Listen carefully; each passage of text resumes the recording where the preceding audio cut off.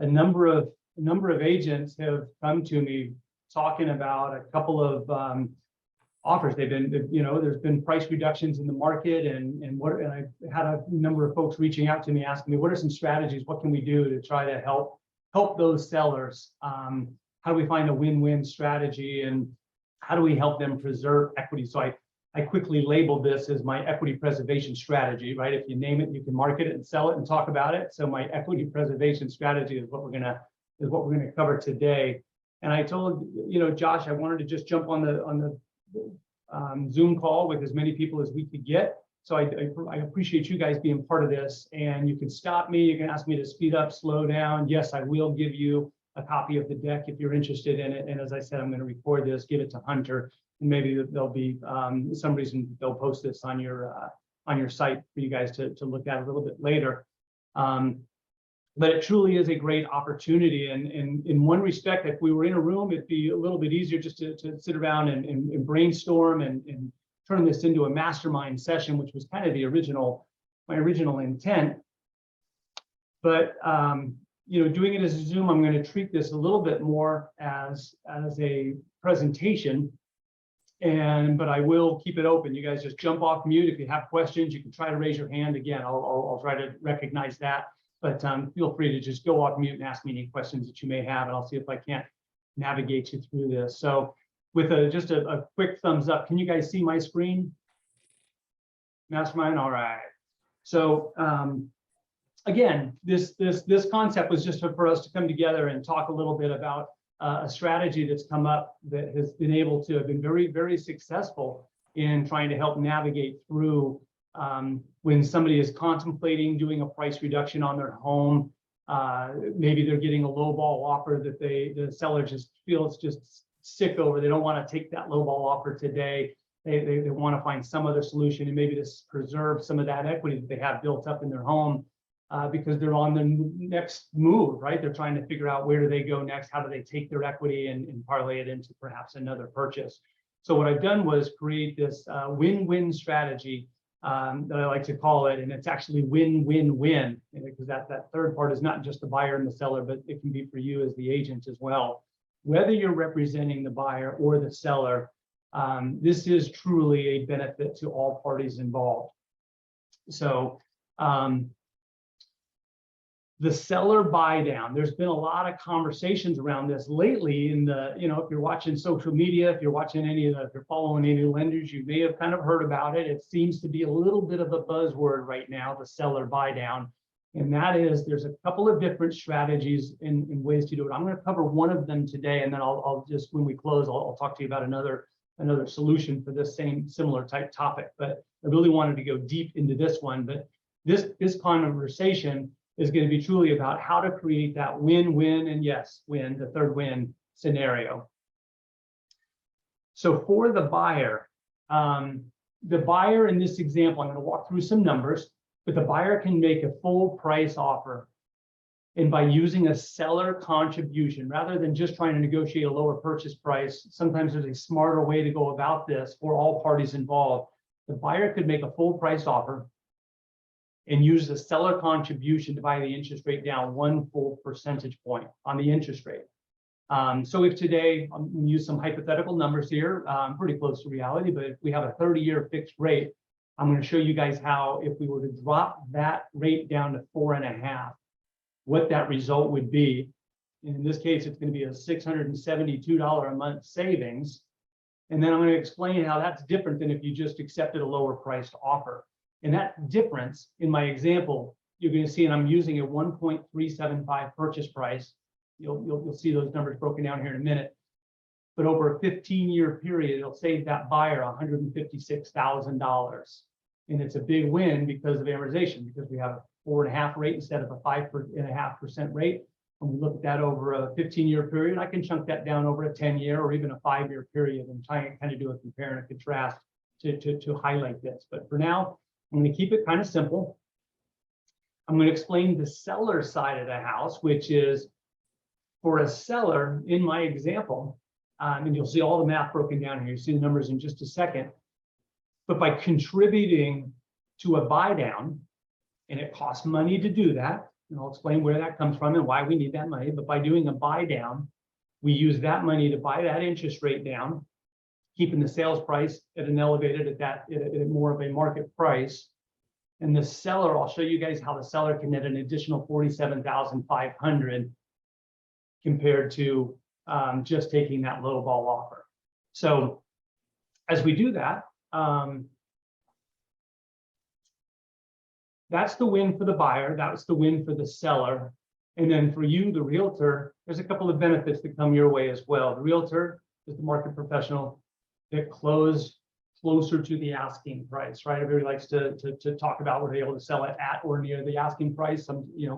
We've been in a market where people were bragging about how much over asking price they could sell a home for, but you wind up maintaining that. You're preserving the overall values in the community. So, once you have that low ball offer get accepted, if you're marketing and farming in a local community, if that low ball offer gets accepted, all values in that neighborhood wind up going down by virtue of the appraisal. So that's one of those things that we got to be careful of. You're able to preserve some of that for you, for the community, for the neighbors, if you're marketing that neighborhood. And then at the end, if you're selling closer to that asking price, there's of course a little bit more commission there at the end of the day for a realtor. So I gave just an example of it too. If you had 2.5%, and aside from any kind of splits that you would have, it's an additional $1,875 by selling at a little bit higher purchase price. So that quick conversation that I wanted to jump into was first explaining when a lender goes in and looks at any interest rate. I always love it. Or agents will call me up or borrowers will call me up and they say, hey, Carl, what's the rate today? And just on a 30-year fixed rate, for instance, we can offer anywhere from, in this example, in this slide that I have, we can offer anywhere from 5.625 all the way down to 4.375. The difference may be, however, in the number of points that are being paid. So when you see a positive, the positive 2.87, there's actually a lender credit going back, paying some of the borrower's closing costs. But we call this a note stack rate. So the lenders, most every lender out there has access to interest rates over a broad spectrum of pricing. And it's something that doesn't always get talked about, but it's where points come in. Anywhere you see these negative numbers, for instance, at 5%, you see a 1.023. That's a discount point. That would be somebody paying they pay 1.023% of the loan amount to get a 5% rate in this example. We can go all the way down to 4.5% on a 30-year fixed rate, and you can see that they would have to pay 2.349 to achieve that 4.5% rate. So the question is going to be, who's going to pay for that? The buyer after they come up with all their down payment, or perhaps it's maybe the seller. So this I just wanted to show you as an example. And I have over here, it says 1% buy down costs 2.25 points or 2.5% of the loan amount. And that's because here you see this at 5.5, there was a 0.099 cost. And if we compare that to the cost of 2.349, if you do the math on that, that's actually 2.25 points. In my example that I'm going to show you in just a moment, I exaggerate that and I round it up to 2.5. And sometimes I've even done these numbers where it's a 3-point cost to do a full point buy down. It depends on what program we're talking about, where the current rates are. And this note stack rate that we call it can be different one day from the next. It depends on how loans are being bought and sold and traded in the bond market. So again, something deeper conversation that we could get into later, but I wanted you guys to understand that every lender, when they go to price a loan, has this whole breadth of options to work from. So here's the numbers that I was talking about in the setup. And hopefully this is going to generate, I'll take some questions or comments as we move forward. But before I break these down, any initial questions as I get ready to dive into the math on this? No, I'm good to go on my end. Great information. And Eileen, I barely heard you there. Can you say that again? Oh, I'm sorry. Can you hear me now? I can, yeah, just fine. Okay. Sorry about that. No, I said this is great information. I don't have any questions. Okay, perfect. Thank you for jumping in. So here's the breakdown of the way we do this. assuming we had, and when I say full price offer, it can be any price, right? You may have already taken a price reduction and now somebody's coming in low. You may have started at a 1.4 asking price, you've dropped it to 1.375. So the seller may already be getting frustrated because they're seeing price reductions come in. They were hoping for more. But in my example, I'm going to call 1.375 the full price offer. And I'm going to compare that if the buyer was to come in and ask for 1.3. So if we compare the first two columns, assuming the borrower is putting 20% down, you'd have a 1.1 loan amount versus a $1,040,000 loan amount. And all else being equal, if the buyer was to successfully negotiate that $1.3 million purchase, you guys accepted that offer and you went through, and the guy didn't pay extra points. He just got a par buy, meaning no extra points to buy the rate down himself. If I compare a 5.5 rate and there's no seller contribution, the principal and interest, taxes and insurance, I included everything in there, would be $77.63 compared to $73.40. So the buyer, if he was successful at negotiating that low priced offer at $1.3 million, the buyer would actually be ahead of the game $422. The seller would net, based on my example, and I did this was a real life example I just was working on, after they pay off their home, after they pay their realtor commissions, they didn't pay any of the buyer's closing costs, the seller would have netted $463,000. If they accepted that lowball offer, that 1.3, they would have lost 75,000 of that, right? They would have taken 75,000 less for their house. Their net would have been 388. So there would have been a $75,000 less net to that buyer. So if we compare that and contrast that to accepting the offer, countering back, working with the buyer and the seller, and there's a key piece to this, and that is the communication that happens between both buyer and seller, or I should say the agents, and perhaps entering in the lending professional to help you guys navigate through this and explain it specific to your interest, to your sales price, and what that borrower's profile is. We can walk through this together. But in my example, seller buy down of 1%, taking that rate down to 4.5, it's only going to cost the seller, and I round it up. So instead of 2.25, remember when I was back here on this slide, I said it would take 2.25 points. I even did the math at 2.5 points, assuming maybe it costs a little bit more. It would cost at 2.5 points, $27,500 to buy the rate down for the buyer to 4.5. Their total monthly, the buyer's monthly payments now, even at the 1.375, even with a larger loan amount of the 1.1, their monthly payments would be $7,091 compared to $77.63. It's a savings of $672. So that's $672. Again, if you had negotiated that lower purchase price, if you accepted the 1.3, that's a $250 a month savings for the buyer over if they had won that bid at 1.3.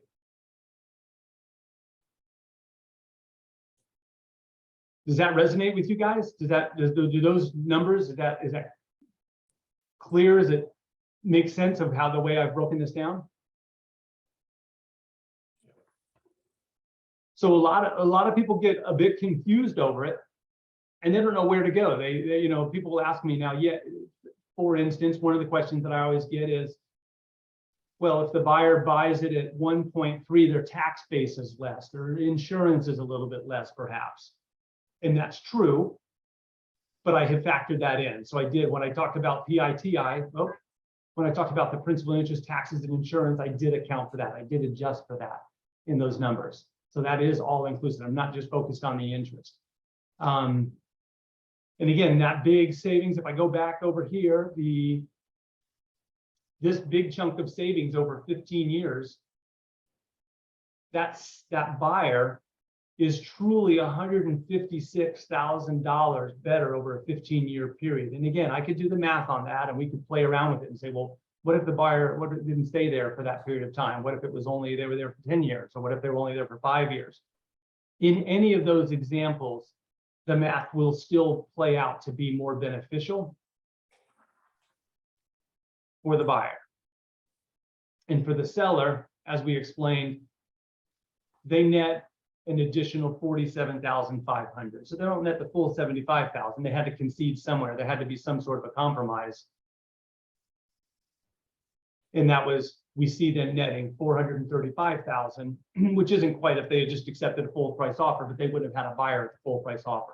We had to go back to that buyer with something, some sort of a counter. In doing a counter like this, if we can highlight this and show it to the prospective buyer, or if you're representing a buyer and you want to go in and be more attractive than the other, and this is where the most recent transaction that I was involved in this, I had a buyer, 2 buyers were going in on property. I was representing the buyer, and the agent that I was working with knew they were up against somebody else. They knew the other person had come in with a low ball offer.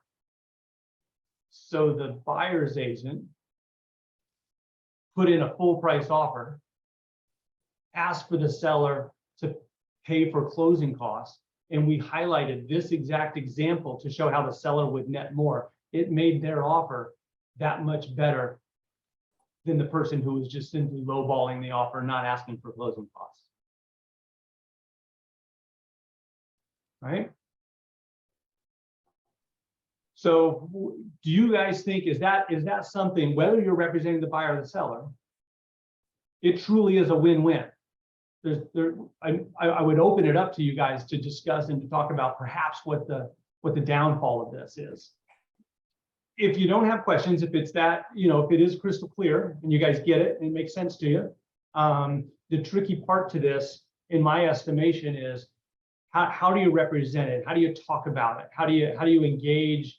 If you're the listing agent, how do you counter back and explain this to somebody? Or if you're the buyer's agent, how do you put your offer together? And it's a little confusing to go in and if you're not explaining the math and the methodology and the reasons why we're doing this, it kind of loses some of the impact. Truly highlighting it like this, and I'm willing, if you guys have, whether you're representing the seller, whether representing your borrower, and you're getting into that negotiation stage of a transaction, I'm willing to put this together, have a 3-way conversation between the listing agent and the selling agent or the buyer's agent, and kind of walk through these numbers. And if we can get everybody to see it as a win, if we can get everybody to understand what's going on, I think we can possibly put some deals together, maintain and preserve the equity for the seller, and truly everybody winds up winning in this equation. Carl, Yeah. I can see how this would be a win for the buyer, but not for the seller. Okay. They just wait for the right offer. They have the property, they've done things to it, and why should they? If I was the seller, I would say, why should I pay them to put the point down? So Annette, if you Another have, buyer's gonna come along, yeah, so that's great. especially if they don't need to move out of the house. Sure. So waiting can also be a strategy. I'm seeing more and more people waiting and waiting and waiting, and then they do a price reduction. That's the first, instead of accepting that offer the way that it came in or negotiating through that offer. Well, So we you- can wait, and then we can always go back to them and then try to find something. Sure. Yeah, Ed? Do you just have suggestions on how to market that you're open to this if you're the listing agent, like in the confidential remarks section? Do you have any quick verbiage that might quickly educate the buyer's agent that you're open to such a topic? Yeah, so one of the things that I think can be marketed without quoting a rate, I think that there's a way to say, buy the home at today's price, almost like an ad. Buy the home at today's price at yesterday's interest rate. We all know interest rates had really spiked. So if they could buy today's home at today's price, but get it at yesterday's rate, seller is willing to entertain a buy down in lieu of price reduction.